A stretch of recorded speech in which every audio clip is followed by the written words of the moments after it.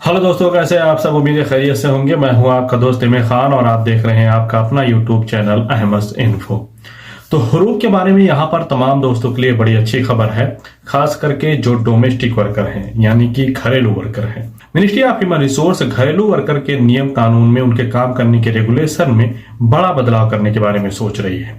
इसकी स्टडी हो रही है और ओकाज यानी कि जो सऊदी अरब का ऑफिशियल न्यूज चैनल है, जिसका इंग्लिश वर्जन सऊदी गजट है, उसने अपनी एक रिपोर्ट में साझा किया है कि अब घरेलू वर्कर के ऊपर कफील को हुरूब लगाने से पहले या हुरूब लगाने के बाद ये साबित करना होगा कि हाँ ये हुरूब सही है, यानी उसको इस बात का प्रूफ देना होगा कि हाँ ये मैंने हुरूब सही लगाया हुआ है।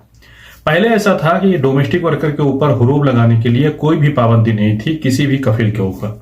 वो जब चाहे बिना किसी ऑफिस के, बिना किसी अधिकारी के रिव्यू के, बिना किसी डॉक्यूमेंट के वो हुरूब लगा सकते थे। उनके ऊपर इसकी कोई जिम्मेदारी नहीं थी कि वो इस चीज को साबित करें कि मैंने सही लगाया है या नहीं। और यहाँ पर आप लोग समझ लें कि हुरूब जो है सिर्फ एक ही सिचुएशन में लगता है कि वर्कर काम करने की जगह को छोड़ दे, यानी कि भाग जाए।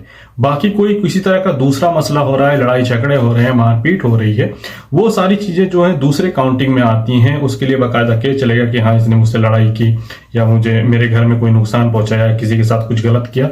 ये सारी चीजों में हुरूब नहीं लगता।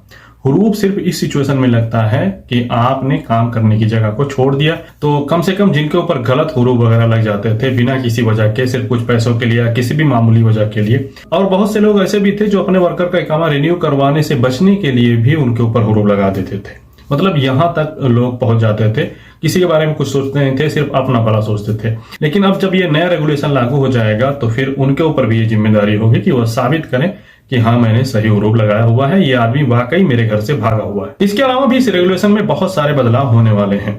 तो यहाँ पर नियम कानून जो है बहुत लंबे हैं, लेकिन उसमें से ज्यादातर वही हैं जो अभी चल रहे हैं। लेकिन जो चीजें वाकई हमारे ऊपर इफेक्ट डालेंगी इस नए कानून के लागू होने के बाद में, तो उसको यहाँ पर देख लेते हैं। जैसे कि अभी आप लोग जानते हैं कि अभी डोमेस्टिक वर्कर के लिए कोई छुट्टी नहीं है, लेकिन इसमें कहा गया है कि आने वाले दिनों में ये लागू कर दिया जाएगा कि डोमेस्टिक वर्कर को हफ्ते में एक दिन रेस्ट मिले।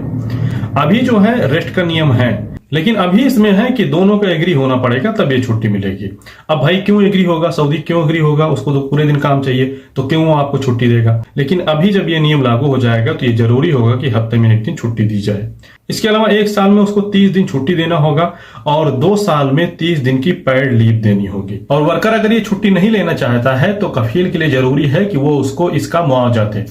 यानी कि जैसे वो 2 साल बाद छुट्टी नहीं गया 30 दिन के लिए, यहाँ काम कर रहा है, तो कफील उसको 1 महीने की एक्स्ट्रा सैलरी देगा। और कॉन्ट्रैक्ट खत्म होने के बाद में वर्कर अगर दोबारा से कॉन्ट्रैक्ट को रिन्यू नहीं करवाना चाहता तो कफील के लिए जरूरी है कि उसका फाइनल एग्जिट लगाए और उसको रिटर्न टिकट भी दे। 4 साल से ज्यादा काम करने के बाद में उसको एंड ऑफ सर्विस बेनिफिट भी देना होगा। और इसमें कहा गया है कि 2 महीने की पेड सैलरी उसको एक्स्ट्रा देनी होगी। सऊदी अरबी गवर्नमेंट ने सऊदी अरब आने वालों के लिए 9 वैक्सीनों का अप्रूवल दे दिया है। जैसे कि आप जानते हैं कि इससे पहले सिर्फ 4 वैक्सीन ही अप्रूव थी, जिसमें जॉनसन एंड जॉनसन की 1 डोज, इसके अलावा एस्ट्राजेनेका, मॉडर्ना और फाइजर की 2 डोज जरूरी थी। लेकिन अब जो है मिनिस्ट्री ऑफ हेल्थ ने ऐलान किया है कि उनकी वेबसाइट पर 9 वैक्सीनें आप दर्ज करवा सकते हैं। ये वैक्सीनें हैं, यहाँ पर लिस्ट आपके सामने है। Pfizer, Moderna, AstraZeneca, Sinopharm, सिनोवाक, Covaxin India की दूसरी वैक्सीन है। इसके अलावा आप लोग जो है कोविशील्ड को जानते ही हैं। इसके अलावा स्पुतनिक, कोवावैक्स और जॉनसन एंड जॉनसन जो वैक्सीन है उसकी सिर्फ 1 डोज। बाकी जो वैक्सीन है मैंने आपको बताई उसकी 2 डोज और इसके अलावा जॉनसन एंड जॉनसन की 1 डोज। और हाँ, इन तमाम वैक्सीनों की दूसरी डोज लेने के 8 महीने के अंदर अंदर अगर आपने तीसरी डोज नहीं ली है तो आप रजिस्टर नहीं करवा पाएंगे। तो इसलिए आने से पहले अगर आपको 8 महीने से ज्यादा गुजर गए हैं दूसरी वैक्सीन लिए हुए, तो तीसरी डोज भी आप ले सकते हैं।